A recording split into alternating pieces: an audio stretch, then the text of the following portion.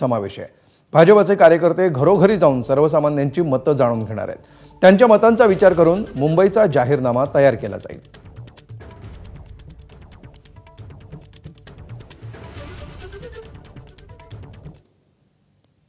तर कल्याण डोंबिवलीमध्ये मनसेचे 2 नगरसेवक भाजपच्या गळाला लागलेत।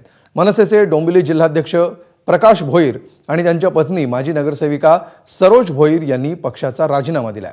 उद्या भाजप प्रदेशाध्यक्ष रवींद्र चव्हाणांच्या उपस्थितीमध्ये त्यांचा पक्षप्रवेश होईल। या पार्श्वभूमीवर कल्याण डोंबिवलीमध्ये बॅनरबाजी करण्यात आली आहे।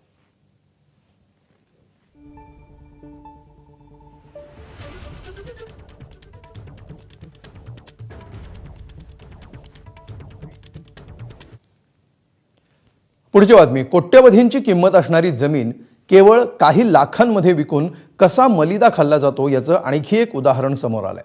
प्रकरण आहे पालघरमधलं। मुंबई अहमदाबाद राष्ट्रीय महामार्गाला लागून असणारी तब्बल 55 एकर जमिनीची मालकी असणाऱ्या संस्थेनं